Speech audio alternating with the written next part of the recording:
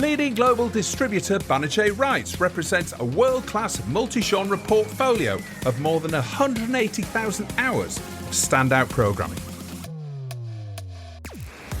Handling the distribution for media and entertainment powerhouse Banijay, the division specialises in the exploitation of premium scripted and non-scripted brands to broadcasters worldwide. Banijay Rights' catalogue encompasses a host of top titles from over 130 of Banijay's in-house labels and a number of third-party producers spanning drama, comedy, entertainment, factual, reality, family, formats and theatrical. Delivering high-quality IP which was born locally and travels globally, the distributor offers the best stories told the best way, with landmark brands including Survivor, Big Brother, MasterChef, Peaky Blinders, Rogue Heroes, Marie Antoinette, Temptation Island, Grantchester, Deal or No Deal, Home and Away, Mr. Bean and Black Mirror.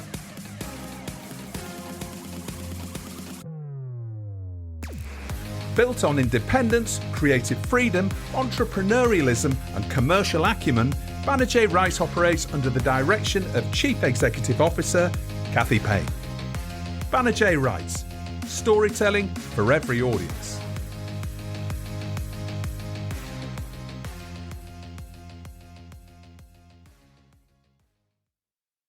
TellyCast. Hi, I'm Justin Crosby, and welcome to another TellyCast. On this week's show, I meet Banijay Rights' LA-based EVP of Sales, Co-Productions and Acquisitions Matt Creasey, ahead of a big week at MIPCOM. And from Rome at the MIA market, I sit down with Bea Hegedus, Executive Managing Director of Vice Distribution. It's all coming up on this week's TellyCast.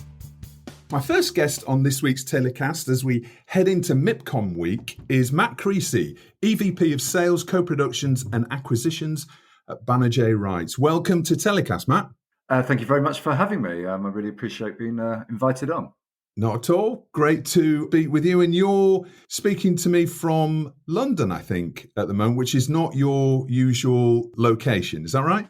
Yeah, I'm speaking to you from the glamorous K West Hotel in Shepherd's Bush, which is next door to the Banijay offices, which has been my sort of kind of second home for the last 14 years when I travel backwards and forwards from LA to London to be in the office. So, I've been over here for a little bit of time and will be until the end of MIPCOM.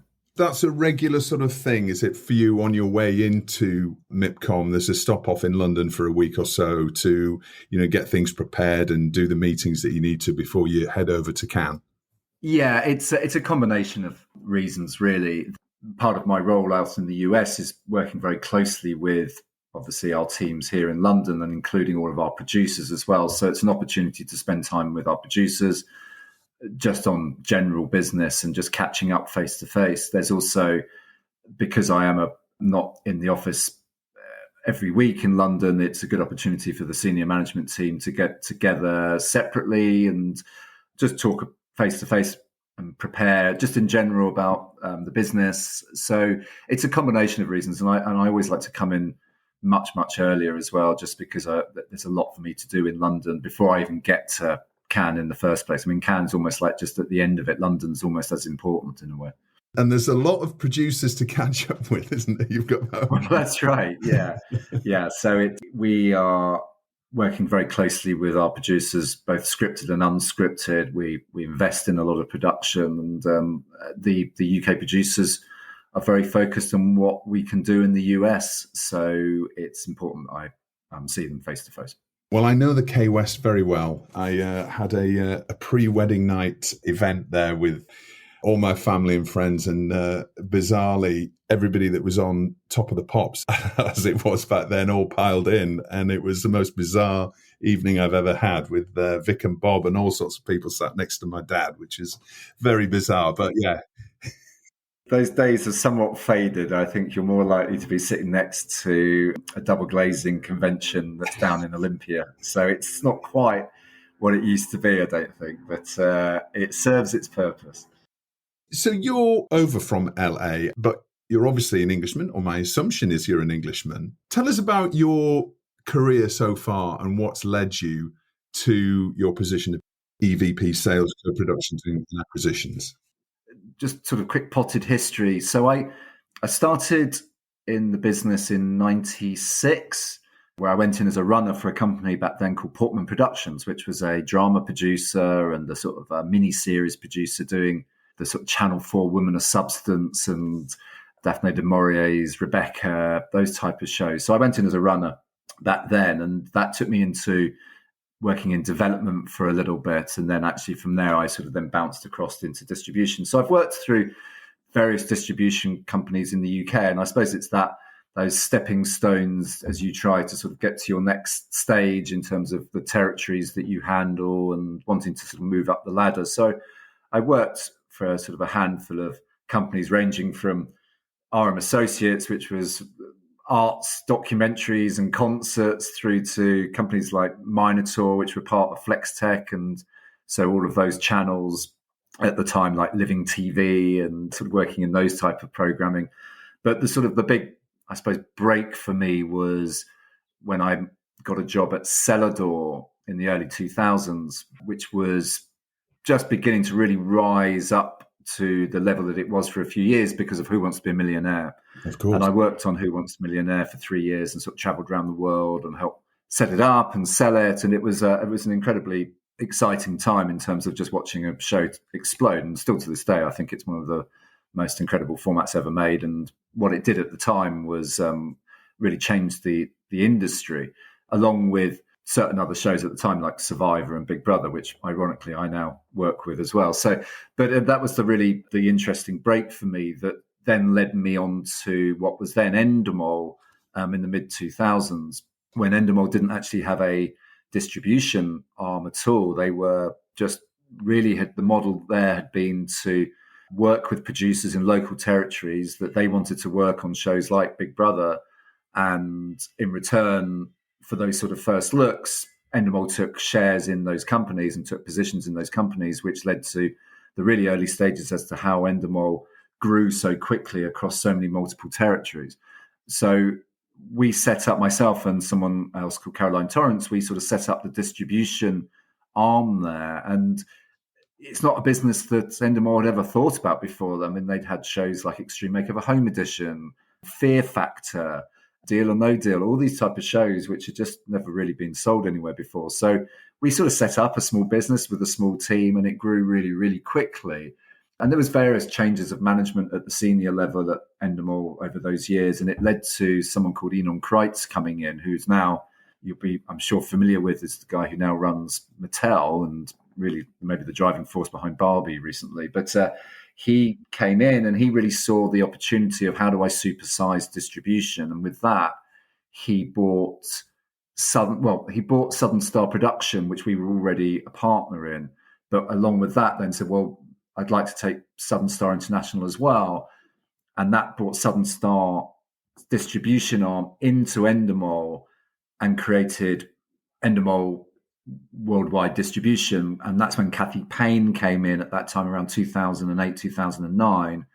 The idea was, okay, well, let's supersize this. We need offices all around the world to have sort of local knowledge, local expertise sitting alongside our producers and really taking the distribution business outside of London and really getting beyond the ground. So with that, Kathy came to me and said, look, I'm really interested in you coming to LA, setting it up in LA and working with all our production companies there, but also setting up offices in Singapore, and then we were in Mumbai and Miami, and then overseeing the Sydney distribution office that used to be the Southern Star one, which had sort of moved around slightly. So the role to move over there was sort of kind of twofold. It was to really launch a distribution business in the US that we never had before, and the business then actually was quite small, but also then to really drive the offices and the distribution offices outside of EMEA at that time. So I moved in January 2010.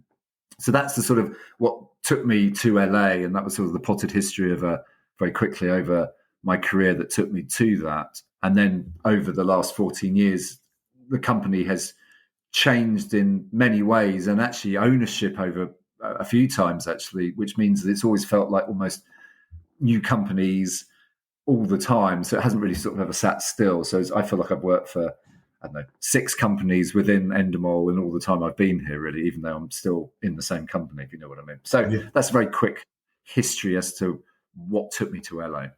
A story of almost being on this rapidly expanding business all the way through. And you talked about Who Wants to Be a Millionaire, which was an absolute phenomenon back there and still is to a certain extent.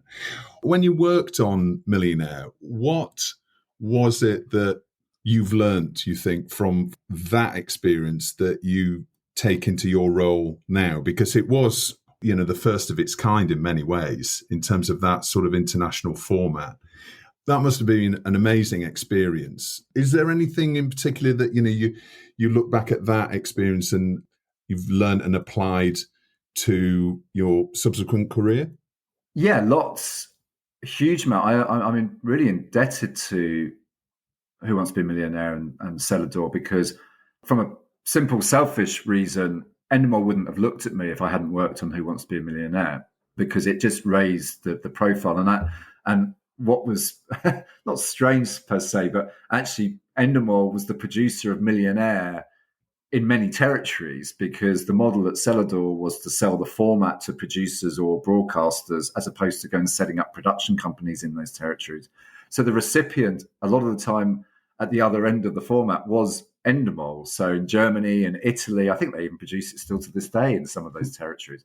So it opened doors for me. But from just an experience point of view, it's quite multifaceted. To this day, I still apply principles in my own head that I learned back then, because the format business, being the huge business that it is now globally, the principles are still the same. The principle of a format is still the same. So I think being there at what was really genuinely the explosion of the format business at that time, and Millionaire was the leader of it, it really taught me about what it takes for the sort of the expertise of how to get these shows made, and how discipline on unscripted formats is vital to longevity of formats. So it's kind of a famous story now, but Paul Smith, who was one of the originators of Millionaire, along with the creators, I think they did maybe 11, 12 pilots for ITV, and each time it wasn't quite right. And it came down to the light bulb would change. We need to shine the light slightly that way. And how do we do this with the technical side? So that level of detail, I think, to this day is vital. And actually, when you took Millionaire all around the world, we were very, very strict about how the show had to be made, because we knew that's what made it work. So I think the principles of how to execute a format, that basis for me will stay with me for the business forever. And I think it's very important. The more sort of emotional side of Millionaire, which again, I think is vital across all entertainment. And you see it in drama all the time, but also what people maybe forget with unscripted is that it's still a journey, it's still a story. And even though Millionaire is a game show, Millionaire's appeal was its simplicity of 15 questions, the possibility of winning £1 million. That was the brilliance of the simplicity of it, and you feeling like you've achieved it because your intelligence has answered it. But it's not in a superior intellectual way. It was the man or the woman on the street could answer the question the same as a professor could, and actually maybe they could get further than the professor. So there was a great equality of it, which was brilliant. But really what it was every contestant had a story. And what was the story? Why were they on the show? And there was just these amazing stories of people going, I wanted to pay for my children's education, or it's an opportunity for my daughters. But whatever it was, there was always a story as to why that contestant was on the show and why they wanted to win. So it wasn't just I just want to win money. There was a reason always behind it. And so you saw these incredible stories of people where the audience at home were both playing along, because you can't help but play along, but also willing, you'd have a favorite contestant, you're like, oh, come on, you've got to do it. And then the disappointment when someone doesn't do it, but then the joy of when someone did. And I think it really taught me that, oh, wow, these shows are way beyond just a simple quiz show where, well done, you've got that question right, and move on. It just created that so much.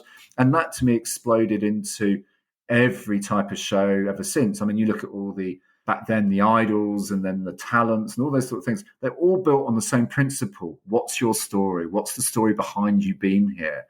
And I think that's the sort of the nub of what entertainment is. I think people sometimes forget that. It's to bring people on an emotional journey and give them a real buzz while they're watching it. A Millionaire nailed that.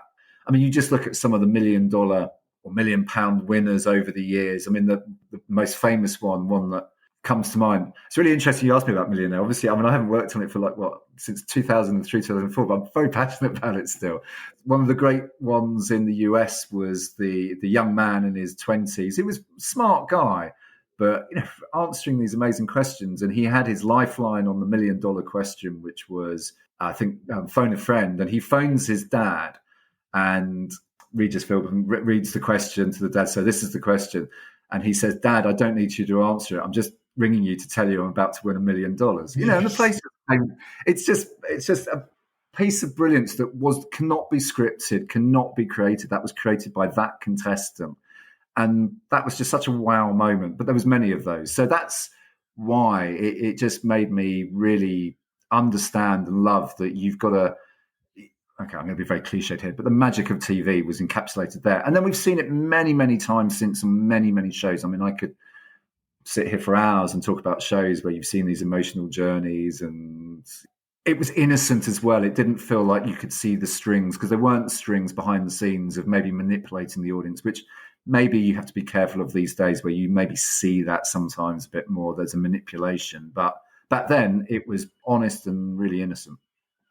That's really interesting. It sounds like, am I right in saying that you're still sort of chasing those sort of magic moments with the formats that you're working with now, and always on the lookout to discover and build those formats with that same sort of connection of the human condition? Yeah, I mean, we at Banijay, we're very lucky to have some of the biggest formats in history, and all our creatives around the world who are developing and creating shows all the time. And it's the nub of the company is creativity. And I know that's sounds like a sort of, I'm reading from a corporate hymn sheet, but it's genuinely true. It's the creativity and finding those moments in TV is something which I've seen from the early days of Endemol all the way through to where we are now, Banijay. We have it, those big moments on Survivor, those emotional moments on Big Brother, the winner on Deal or No Deal. It just happens all the time, and it's something which we all strive for creatively. And I'm lucky I'm not a creative per se myself, so I'm happy. I'm very lucky to work alongside brilliant people who create these moments. But as a distributor, it's elevating you as a distributor, and this is formats, finished programs, script, whatever it is. It elevates your pitch and your role of, we're all selling, basically, from the producer who's selling the idea and originally to the distributor selling it. We're all selling, and to sell, you need that enthusiasm and that utter passion behind of what makes a show tick. So it all goes into the same melting pot in the end. Let's talk about Banijay and your role there. It's a fairly wide encompassing role, isn't it? Sales, co-productions, and acquisitions. It's a big gig. Yeah. I sit on the senior management team on Banijay, and within that senior management team, we've got a small group, and we are looking at both outward and inward. So the acquisitions part is, I work very closely with our EVP of acquisitions and our CEO, and my peer who runs Europe as well. So we are analysing and working both with our internal producers and third-party producers all the time in terms of investments and bringing content into the group. So that is both scripted and unscripted, but really in terms of the heavy investment, that is on the scripted side. So that's the acquisitions hat that I wear. So every decision that we make on what we invest in, I sit on that group that makes those decisions. On the sales, oversee our distribution team outside of EMEA. So I'm in charge of all the finished program distribution and the format distribution where we don't have producers, of all of my team as well. So I oversee that. And then in the US specifically, I have a team in the US, and we oversee all the AVOD business, all the distribution business. So I have a team who's doing those areas of the business. So I oversee that.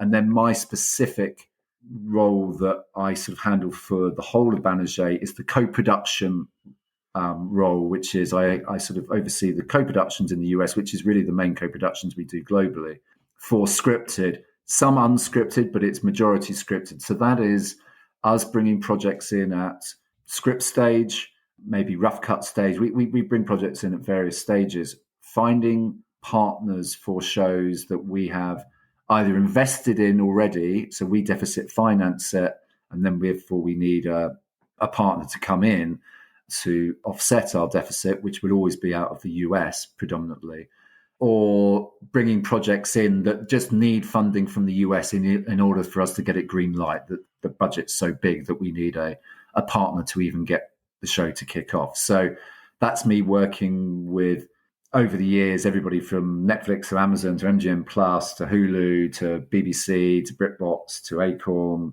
PBS, you name it. We've kind of worked on projects across the board. And that's obviously a very key area for us as a business in distribution, because the investments on drama can be quite eye-watering, scary. And any investment we're putting in there, we need to find a partner to really help us recoup in terms of our deficit financing. And that predominantly comes from the US.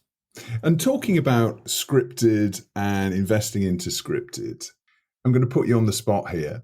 In terms of a scripted project over the last 5 years or so, or in fact, since your time in this role, is there one particular project that you're particularly proud of when it comes to, not only the success commercially, but also critically as well? Is there one drama project that stands out for you in something that you were really glad to be involved with? There's several, but actually I'll give you a recent one. It does illustrate what you're asking. So we have a partnership through our production company, Kudos, with Steve Knight, the creator of Peaky Blinders, amongst many, many, many other films and TV shows, a very prolific man. And they had a commission with the BBC for SAS Rogue Heroes, which looks back at the formation of the SAS in World War II, based on the Ben McIntyre book. This was a big series. I mean, £5 million plus budget, an episode, and it's a very significant series. But a period drama set in World War II at a time when maybe that wasn't where the US market really was, not at all, I would even say. So it was a project that we needed to find a partner in. BBC had committed, and we had committed as well, but really it was important for us to find it. And we did. We found a partner in MGM Plus who've been fabulous partners on that show. And then actually globally, we found fabulous partners everywhere. And it's proved an unbelievable success, both critically and commercially as well. And, that took a lot of work, and, there's always an element of luck in these situations. So I'll pull that in as well. We found the right partner, and that show's been a big success for us. So very proud to have worked on that.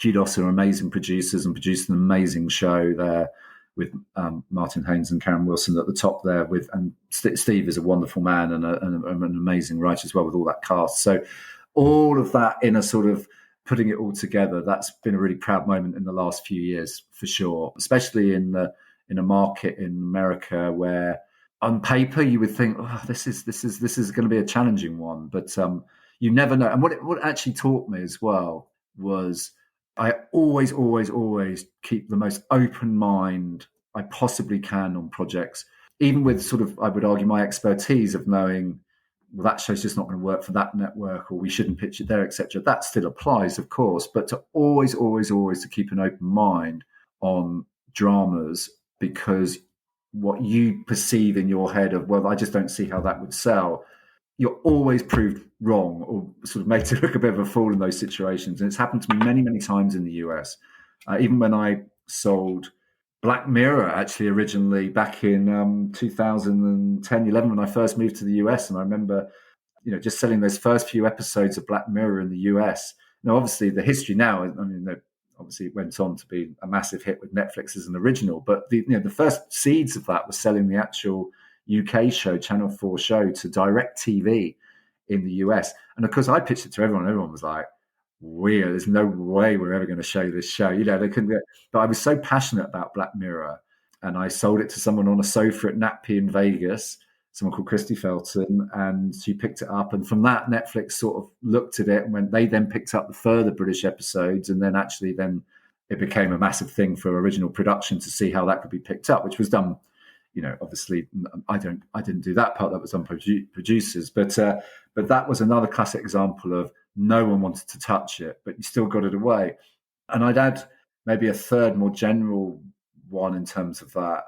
It was that when I first arrived in the US, and generally British drama was on Masterpiece Theatre, PBS, and BBC America, and pretty much everyone I would go and see at that time, they were just nonplussed as to why would we ever want to come in on a British show or an Australian show. We don't understand the accents. It just doesn't really work over here. I mean, doors were just shut in my face the whole time. And 3-4 years later, the world had changed. So I'm quite proud of being there at the very earliest times when people said no, basically. I think that the strength of the projects that you're talking about, particularly SAS Rogue Heroes, was the way it was produced. It's not just the story, but actually the soundtrack was something that elevated it into something completely different and really positioned it in, as a real contemporary drama. And also Black Mirror, the amazing production skill on those series as well. So it's not just the story, is it? It's actually the production expertise into realizing what on paper could look like something that's not particularly sellable, but the actual mastery of the producer to create such a show that takes it into somewhere else, really. I wholly agree. And I think that touches on the continuing debate about creativity versus AI and all this. But my rather reductive and unintellectual approach to all of this is I still truly believe that you see brilliance on TV and people will see, oh, that was a brilliant show. That was an amazing show. That on paper, people wouldn't necessarily think that's a brilliant idea, or maybe they do, but it's all about that execution. And then suddenly people are like, well, of course it's brilliant. But the way these shows are produced and executed, there's a huge difference of what makes a good show and a bad show. And I mean, people often ask me, what are the current trends? And I refuse to always answer that question because I say, but you can't ask what a current trend is because on the one, if you start chasing a trend now, you're going to be 2 years too late anyway. But it's always after the fact that someone goes, oh, well, that's a brilliant idea. It's that excellence of what's delivered. You're always introducing new, fresh ideas to people. And not everything catches, but when it does, it really catches. And I just don't think you can make that magic in a bottle without that individual brilliance that you have in all these production companies and the creators and the executive producers and the producers and the line producers and the camera, and then in the editing suites with the music. I mean, you're right about. I mean, that's been always the brilliance on those shows with Steve and I. I mean, we'll come on to it a bit later on, but we're taking his next show to Cannes, This Town, which is set in the 1980s with a backdrop of the IRA and the troubles in the UK in the early 80s with the IRA and the backdrop of the ska music scene. And it's just this pounding soundtrack against families and relationships and the troubles. It propels these shows along. And I think, Steve's brilliant at that, of just listening to the soundtracks in his head as he creates these shows. But yeah, it's about that elevation that us mortals sort of watch them eventually go, oh, wow, that was amazing. But we wouldn't be able to do it ourselves. And I always just think that is why we still need all these creatives to make these shows. I disagree with AI being the future and all of that, because in technology, fine. But that lightning in a bottle only happens every now and then. And it happens maybe by accident or maybe by braveness. And if everything's done by an algorithm, I don't think you'll have that. Yeah, well, I really enjoyed my chat with Amelia Hartley, actually, who was the music supervisor. I think that was the correct title on that show. That's right, yeah. Yeah, and I had a really great conversation for a previous episode of TellyCast on that particular show. So you mentioned what you're taking to MIPCOM. Tell us about what your key focus is for the market then. What are your key titles that you're taking to Cannes? Presumably it's one of your most important weeks of the year. It's the biggest TV market, no question. And therefore, it's very important from a global perspective of all of those buyers and distributors and producers all meeting in one place. No question about that. It's vital. And it's vital for us as a company internally as well, because it's a bringing together of all of our companies as well. So it acts as a great conduit to conversation and creative discussions and just bringing everybody together as a company as well. So it works on two levels for us, for sure. And actually, even for me, with my team is based in all those countries I mentioned earlier on. So it's a time I spend with my team actually face to face as well, which is, obviously I see them at different times of the year, but I'm not with them day to day. So it's also another important one for that. But in terms of content, we always strive to have a strong lineup at MIPCOM. I mean, we are launching shows all year round and timings are different. But yes, it's a very important market for us. For us, it's scripted, it's unscripted, and of course, it's the format business as well, which for our producers and the people who handle the format. So just a very quick sort of rundown for us. It's This Town, as I've mentioned, with Steve Knight, the Steve Knight drama starring Michelle Dockery and Nicholas Pinnock. So that is a big launch for us. Three Little Birds, written by Lenny Henry, which launches on ITV and BritBox in the coming months. That's the story of three women who moved from Jamaica to the UK in the late 1950s, sort of loosely based on Lenny Henry's mother's journey. So that's a really important drama for us.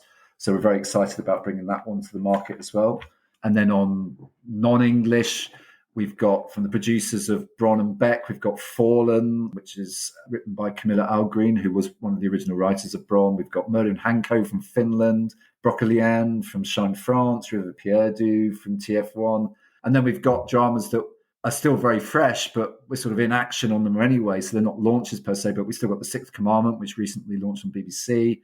Marie Antoinette Season 2 is now in production. Rogue Heroes Season 2 is just wrapped. We've got Anonymous, The Rig on Amazon, Domina that's just wrapped on MGM Plus, future seasons of Beck. And then for us, the library is also very important. And we have a very, very interesting library in terms of content as well on dramas. So we're still selling shows like Broadchurch and Spooks and The Fool and McLeod's Daughters. All of that's actually really important for us as well. And really important for our producers because it creates amazing royalties. So we've got new, current, past seasons. I'm very privileged to be able to work within a company with this sort of really eye-boggling amount of drama. And then on the sort of more factual side, which is an area which we're really focusing a lot on at the moment, we've got some amazing premium sort of docs coming up, like Four Kings, which is through our producers Workerbee in Manchester, which is the story of those four amazing boxers in the 90s in the UK. So, the Nigel Benn, Chris Eubanks, Lennox Lewis, and that sort of world. So that's a really interesting one. And then we've got The Rise and Fall of Boris Johnson, which comes to Channel 4 soon, which I'm sure will get debates going on sofas and, dare say, make people a bit angry again about the politics in this country, which I won't comment on because I don't live here. The more sort of escapist with the likes of Eva Longoria and her search for Mexico, and Stanley Tucci of his for Italy, those beautiful shows of cooking and travel. And then the more rock and roll, we're working with the Osbournes, doing a reality show with the Osbournes, Home to Roost, as they move back to the UK in the coming months. So we're doing that one. And then crime with the other Mrs. Jordan and Lara versus Escobar, which is fascinating true crime miniseries or one-offs we're doing. So a real mix of all of that. And then behind all of that, there's just hundreds of shows from like Ambulance and 999. And, I could go on forever. So a really interesting mix on that factual entertainment side as well.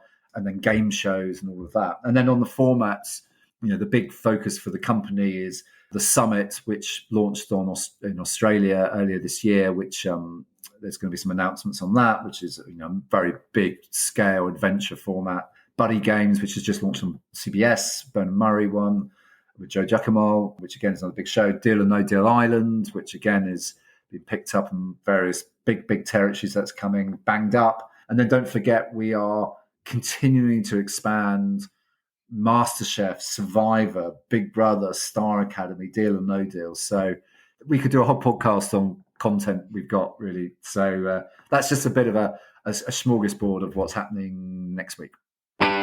And now it's time for Story of the Week, the part of the show where my guests get to nominate their key TV industry story that's caught their eye in the past 7 days. Matt, what's your story of the week?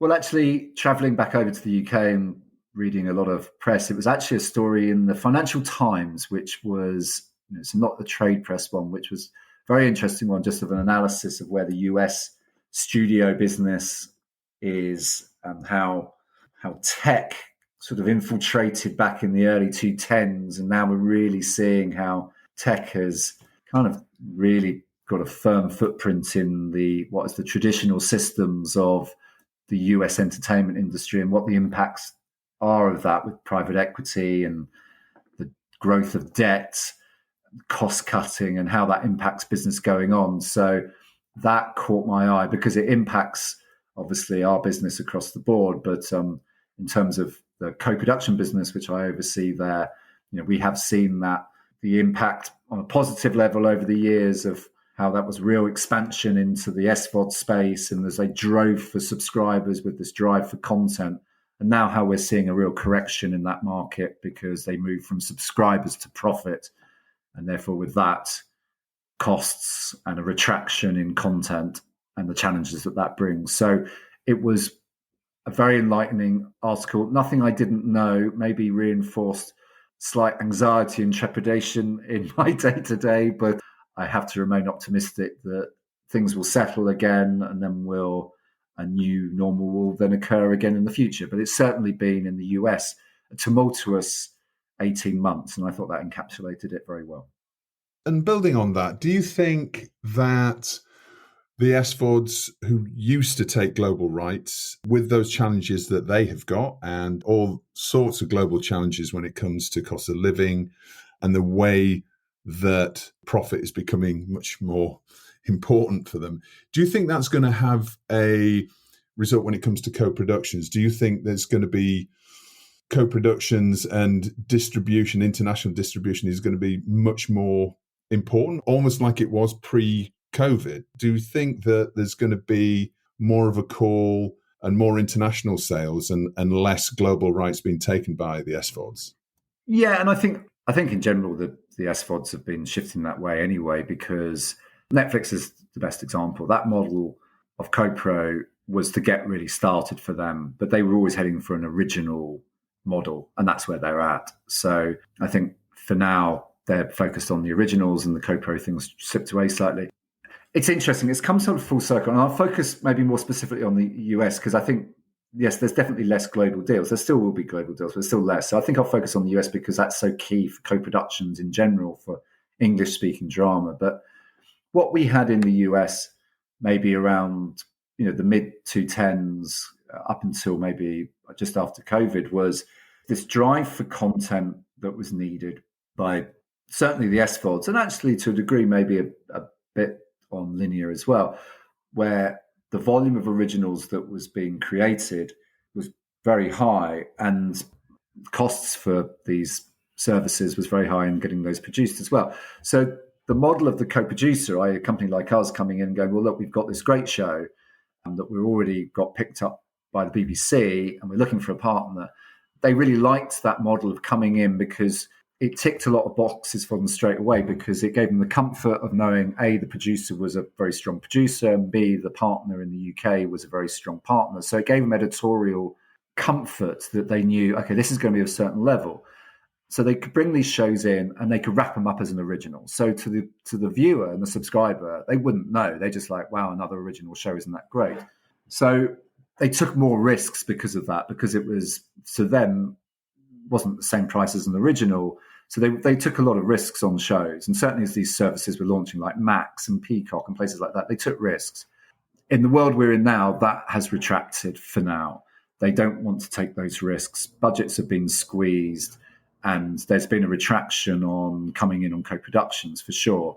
If you take a show out this year, the pitches you would get has definitely lessened to what you would have got 18 months ago, for example. What I think will happen again, and we're beginning to see seeds of it, is maybe some other platforms there, someone like Showtime, for example, or someone like Stars, who are having to cut back on their originals, I'm looking again at maybe at that model of where can we come in on shows early that we can dress up as an original, but it's actually a co-production. So I see it going sort of full evolution again, that we might in 2024 and 2025, we'll see more of those opportunities. But at the moment, it's certainly challenged because there's just been retraction full stop in terms of people coming in early and in a material way on the volume of shows that are coming out of the UK. And there's a lot of shows coming out of the UK, for example. Not everything can get sold. So it's challenging. There's been, we've all benefited from that sort of content appetite there's been in the last 5 or 6 years. And there's just been a bit of a correction in the market. And that's where we are at the moment. And now it's time for Matt's Hero of the Week. Matt, who is your Hero of the Week?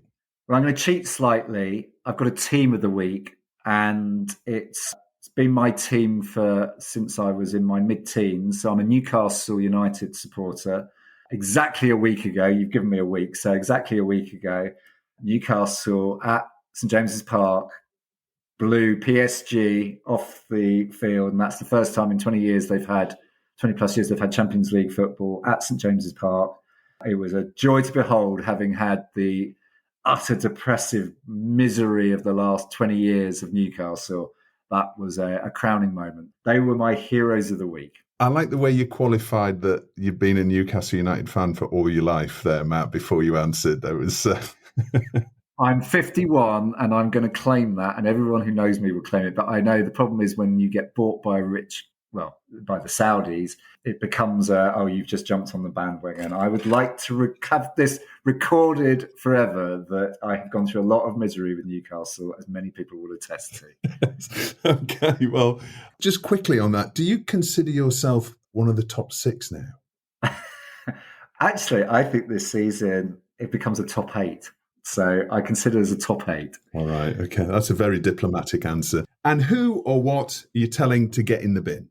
Yeah, I thought about this, and obviously events this week have sort of taken a serious turn around the world. So I'm not going to talk about that because I don't feel it's really my place to. So, but I will touch on a touch of American politics, if I may, because I'm American citizen, so I do vote as well. But I despair at the extremists led by Matt Gaetz in the House in America, and just how this minority of disruptors and the loudest people in the room who seem to be eroding democracy on a day-to-day basis in America and have a ridiculous amount of power for being pretty untalented people. So Matt Gaetz would be my villain of the week, just because of the utter turmoil that continues in the US government that he seems to revel in, and I would argue revels in for his own benefit as opposed to the people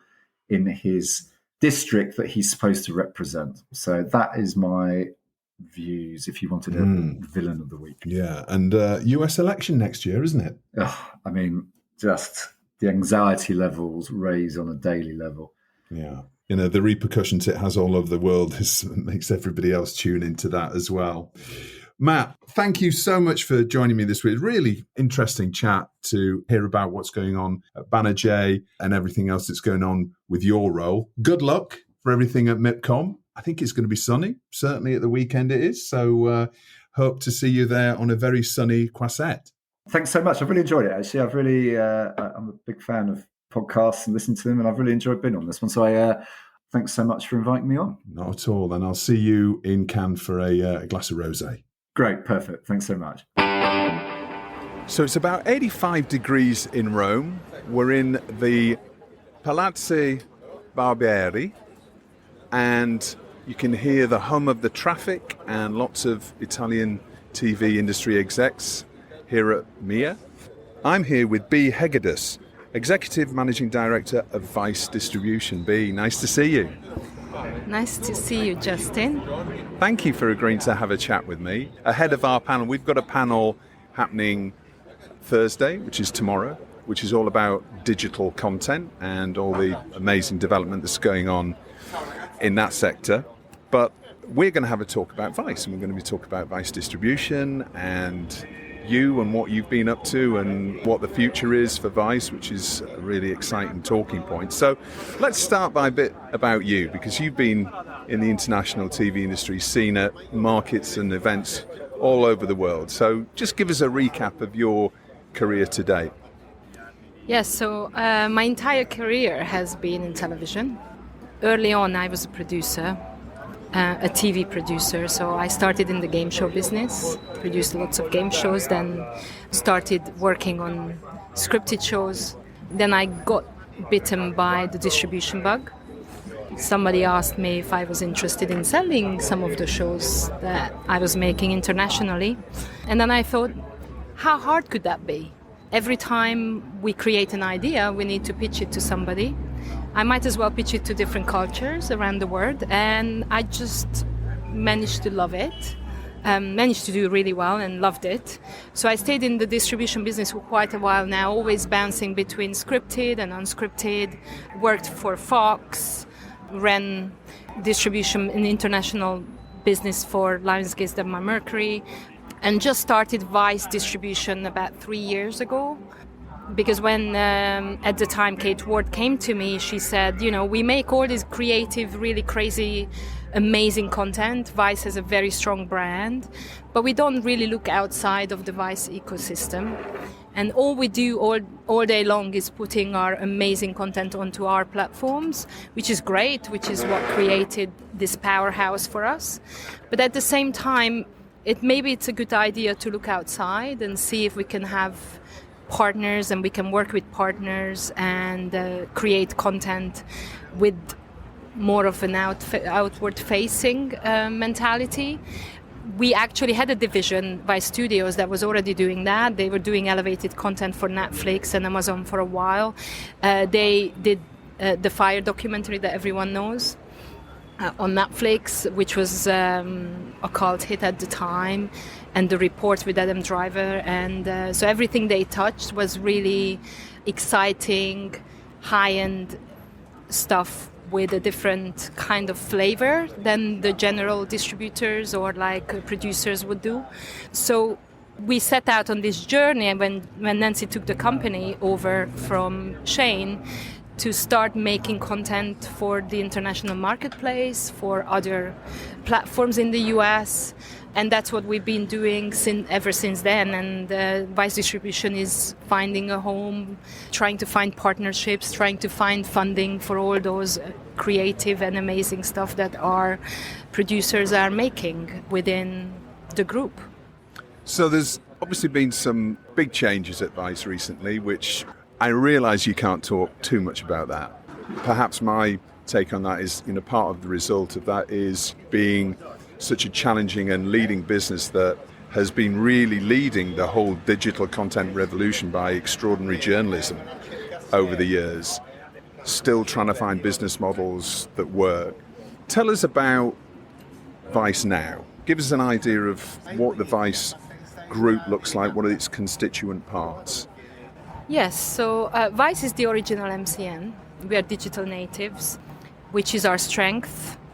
By our DNA, we are used to innovating and always looking for new opportunities, new ways of making content, doing business. So this is not something that really shakes us to the core. Change is what we live in. We've always lived in change, and we say that we are there before everyone else is there. So for us, a bit of turbulence, like like this year was a bit turbulent, is something that we just draw strength from. And not many people understand what our recent challenges were. They were not the challenges that sometimes people think they were. It was just a simple restructuring of finances within the group. But a lot of parts of the group, they have been operating and are operating as usual, as normal. We have a new owner, which always brings new possibilities and, excitement in investing into content, dialing up on what we've been doing really well, and maybe shedding some of the stuff where we feel we shouldn't be playing. But generally, the new owners really want to supersize this business. They are behind us creating more content. And that's what we are trying to figure out now, what that would look like. But it will be always following our DNA. We will have our digital teams, our news teams and TV teams working together more than ever before, together with studios, with the elevated content and Pulse. It will maybe require a bit more collaboration between us. So you will see more of our content coming from one line of business of digital, going to TV, going across to other areas, which is what we've been actually trying to do for the past couple of years, maximizing revenue. That's why I also started the FAST business with Envice in 2020, late 2020, early 21, because that's another space that we understand and we should be heavily leaning into. And I think with the acquisition that's been, well, I know that it's earmarked as a growth area for us, and we are going to focus on that more and more. But all the other businesses are also healthy and will continue operating as usual. What we do best is extraordinary journalism, like you said, so that's correct. And so everything we do has a journalistic point of view or like an investigative point of view. What we do really well as well is that while you are looking at reporting around the world on news or investigative journalism, you don't see a diverse team like Vice. I love watching some of our news programming because Krishna or Arzo, they all look like everyone else around us in the UK, in the US, everywhere. So we are very diverse, the most diverse team, I would say, in news. And that also brings about an extraordinary depth to our reporting, which I'm really proud of, and I really hope that we can, continue with that and use those teams for other things within the group as well, because I think cross-collaboration is what's going to elevate Vice even more than before. And we've had a lot of success with sending programming from digital into television and, or like an idea that started with a different team, ending up with the news teams, ending up with studios teams. So that's what you're going to be seeing a lot more of happening within the group. And hopefully we will be also leading in this way and showing others how to do certain things. So is it going to be more of a refocus almost back onto the original DNA of the Vice brand? Because Vice has become known for, as you say, challenging journalism, but also giving an alternative point of view. And we're now in a sort of post-truth world where everyone's looking for different sources of reliable information, and there's more and more, let's say, cynicism around some of the traditional news brands out there. Is this change in the organisation, do you think it's going to be a refocusing? Am I right in my assumption of that as being your DNA? I mean, we are trying to follow our audience, so that's our main priority. So wherever our audience goes, we are going. I think it's what we are doing now is trying to see all these different divisions as equally important. Early Vice was maybe very heavily digital. Recently, we were trying to lean more into TV. I think what we're going to see is a calibration of all of these divisions are equally important. And my main focus as distribution is where is our audience? And that's where we are focusing. And our audience is digitally native. So where is the digitally native audience going? Is that fast? How much of that is on television? How much of that is on YouTube? So that's the big work we have to do now. That's what keeps me awake every night. Like, what's next? Where am I seeing the right return for the investment that we are making? And it's not as simple as maybe we thought 2 years ago it was. It's a lot more complex. And I think focus will be on partnerships as well, the right partnerships, and fast. Fast is definitely a big focus for us. Yeah. Okay, so you talked about that being an area that you've led within the business over the last couple of years. Are you seeing meaningful revenues coming through Fast? Yes, definitely. So my revenues in Fast are predicted to overtake the distribution revenue very soon. It's already a significant amount. And that's without us really diving into the details of it, because we also have a very talented ad sales team. So we are going to look at where everyone is already looking at selling our own ads on the platforms and all that. So I can see a world where this is going to overtake our traditional distribution business revenues if we are smart enough to execute on certain details, and if we are very good at following our audience and how they approach it. I always say an analogy. This is kind of a bit controversial maybe. Our audience has a smart television. They know how to switch it on. They know how to find an app. And they know how to find a channel within that app. They are not the audience who has an old-fashioned television and they can switch it on and switch it off. So we just need to follow that audience and where they are going and what they are watching. And then we're going to be extremely successful. So you mentioned YouTube. Is that still a key distribution pipeline for Vice News and other Vice content? Is that growing? Is that building? Or is that, how does that sit within the ecosystem? Because we'll come on to talk about some of the feature docs that you've been producing and that have been really successful recently. Tell us a little bit about YouTube and publishing direct to social. How's that working out? In digital, we are doing exactly what we were doing in the past. We have a big YouTube audience. We have big social media followers.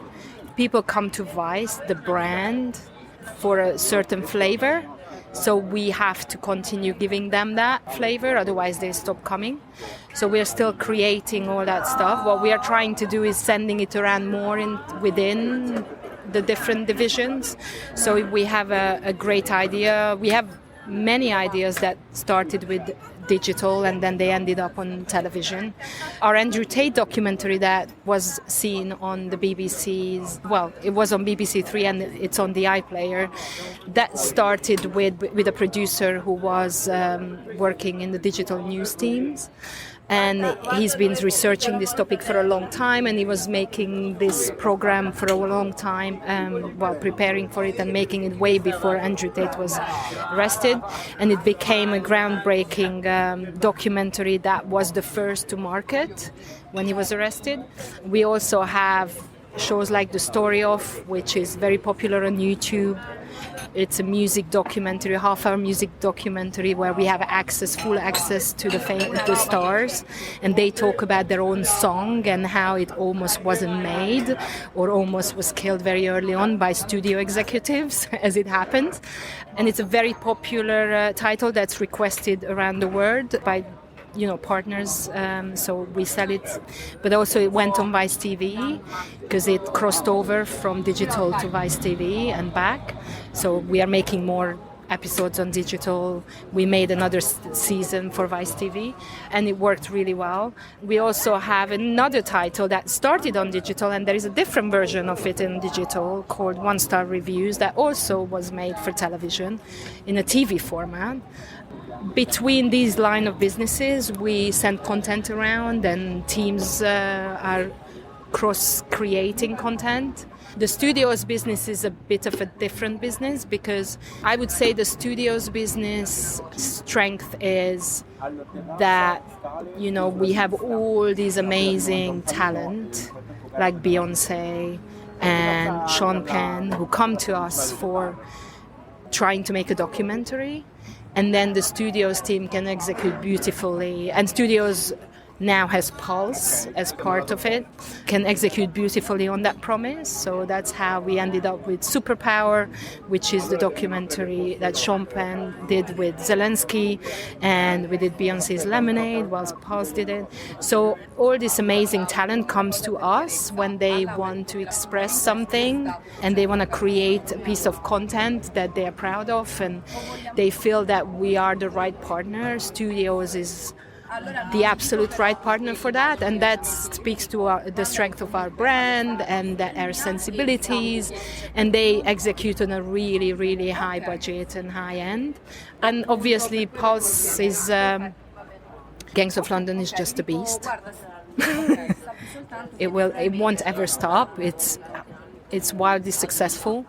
So that's what we are really working with, that we are trying to be a place where you come for the brand and for how our content feels like, rather than what budget levels we are working with.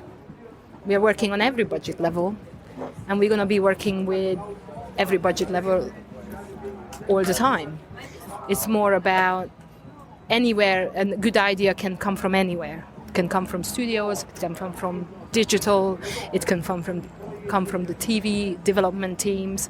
And then we are trying to find, I am in distribution trying to find partners, like-minded partners, who would like to work with us and who want to create content with the same sensibility that would work for them. We have a very successful partnership with SBS in Australia. We run SBS Viceland in Australia while they run it for us, and they have all of our content, and we are collaborating on so many projects. And we have a deal with Tubi for originals. Specifically, the news team is creating investigative documentaries for Tubi that they love, and hopefully it will continue for a long time.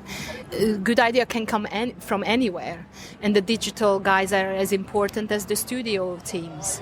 So let's talk about that for a second. So the development process then, how does that work? Because we've talked on TellyCast before about this thing that's been termed the octopus strategy, where there's a sort of central idea that could be made into a short, it could be mid-form, could be long-form, could be feature doc, could be various different ways of telling that one single story.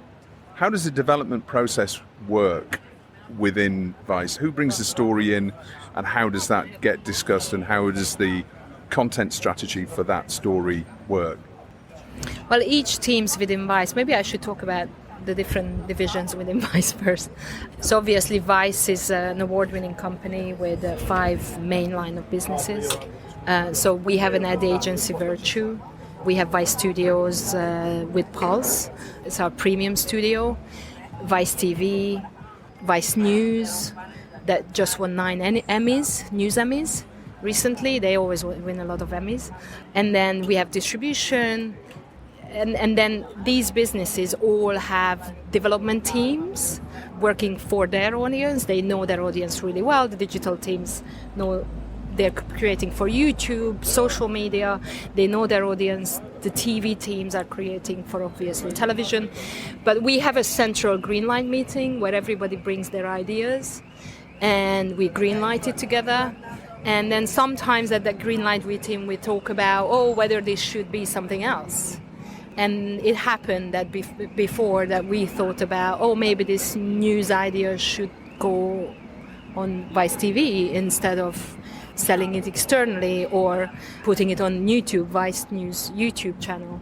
Or studio teams were developing something and the news teams thought that they could work together on that. So it's very important that I think the Greenlight meeting is a very good place to share ideas, formed ideas. I also personally have individual meetings with the line of businesses where I give feedback to them about where I see potential internationally and whether we should be making this program, whether I could find a partner early on, co-production partner. And it happened before that I would say, I don't think this would sell very well internationally. It's very US focused, and sometimes those ideas don't get made. So we are trying to listen to each other a lot more than in the past. That's a muscle we have to work on more and more, but we need to listen to each other, because the ideal word for me is that, we have a great idea that starts somewhere within the group, and I find the first window somewhere in the US for it. I can sell it internationally. I can put it on my fast channel afterwards. Maybe send it to an AVOD platform first, and then to my fast channel, and then send it back to digital. Put it on YouTube, which we do a lot of already. But I would love to get that muscle going a lot more. There's going to be more focus on your remit going forward when it comes to commercial exploitation and really being focused on, what stories are going to be placed where, and as you said, more and more commercial partnerships than perhaps we've seen in the past. Yes. And I think Vice has that special flavor, so in every country you will find one. It's not like I can go to every one or two partner that would fit our sensibilities. So my job has always been to find that partner in each and every country that would benefit from our audience, who is trying to target the same audience and likes our flavor. And, we had a very successful partnership when All 4 started. We started together with All 4, Channel 4 in the UK. We started with an entire library. We uploaded it to All 4. We were in a branded area. And Channel 4 was very pleased with the audience that came via Vice to All 4. And even though we restructured that deal because their strategy changed, and now we just have crime series with them, we were there initially one of their main brand partners, where we played a big role in their discoverability. So I'm in every country I go and have discussions. I'm always asking clients whether they are interested in getting my audience. Because with Vice comes the audience. If you play it right, we can bring a giant audience. We have 350 million people watching Vice around the world on all platforms. And that's a big audience. And that's what we are trying to do with Fast as well, to move some of that. Many of those people are watching us on social media. And they don't have traditional TV anymore. How you send them back to your Fast channel, or... That's what our job is to find out. Yeah, that's the challenge. So finally, we're in the run-up to MIPCOM. Now, I know you're not going to be there because you're flying back from Rome to LA, and you've got various other meetings in the States going on. What can buyers and delegates at MIPCOM expect to see from the Vice distribution team there? Well, we're very excited about MIPCOM because this MIPCOM looks like it's going to be huge. Everybody will be there. I'm starting to have FOMO now. Seriously. I thought, it's okay, I have a good team, they can deal with it, but wow. Our main focus at MIPCOM will be finding those partners, obviously. So the team is, in Asia, in Europe, talking to every country, basically trying to find people who would like to have a partnership with us long term. But we have a lot of cool titles that are coming through, traditional TV titles that are very successful. We have our Dark Side franchise that's just grown into this other space. We have hundreds of hours of it now. We are we have Dark Side of the Ring that we started with, and we have 4 seasons of that. We have Dark Side of Comedy, Dark Side of Football, and Dark Side of the 90s, Dark Side of 2000s. So we are making a lot of Dark Sides. So that's definitely a mainstay of our catalog. They've always been, and the team has been very active selling. And we have a lot of crime coming to MIPCOM. We have Resolved, which is a Vice take on an investigative crime series where internet sleuths and professional investigators are re-investigating some of Hollywood's most famous murders. A bit speculative, a bit serious, very Vice, very entertaining crime series. We also have the news teams created a really great title for Tubi about Ticketmaster and the scandal around those crazy people the scam that was created by buying up all those tickets and then reselling it and what's behind it. So they really dive into that and really unpack what's behind that. And then we have a lot of good new developments coming to MIPCOM that we are working on, and some of them will be announced just before MIPCOM, so I'm not going to tell you yet. That Vice TV commissioned, and they are, they have always, during this year, they've always were outside of the bankruptcy stuff because it's a JV with A&E. They've been commissioning shows all through the year. So they have a lot of development that they are just there greenlighting, and they're going to be talking about at MIPCOM that we are kind of pre-selling. The team is pre-selling. We are just going to talk to a lot of our FAST partners as well, whoever comes. I mean, I was in LA 2 weeks ago at the Amagi FAST conference, so I talked to a lot of our FAST partners. But we are looking at how it could look like if we launch these FAST channels, because currently we are only live in the US. How would it look like if we launch them in the UK? Because I think there is a need, even though the monetization is not the same yet, but there is a need definitely for something like Vice that looks like TV and feels like Vice, as we say. So they're going to be talking to European partners as well, with the potential of expanding the FAST business into Europe and beyond. Yeah, so it's going to be very busy for them. Yeah, and you're going to be on a plane to LA with FOMO. Bea, thank you so much for spending some time with us. It's really great to catch up with you, and sounds like you're going to have a busy year ahead and ways of forging new partnerships and building new revenue streams within the business. So good luck with all of that. Yes, thank you, Justin. And, hopefully a lot more content is going to come out of Vice next year. We have a lot of great development. I'm just working through how to get them greenlit, and we are off to the races very soon. All right. And we'll also see you as part of the TellyCast Digital Content Forum on November the 9th at the BFI South Bank. So look forward to seeing you there. Yes, see you there.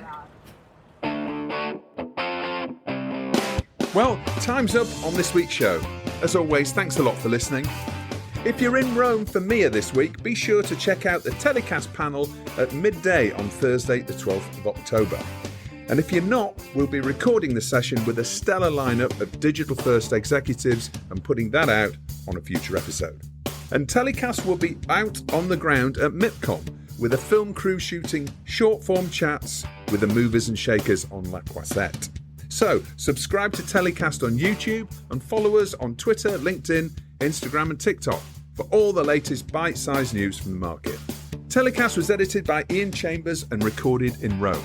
We'll see you next week in Cannes. Until then, stay safe.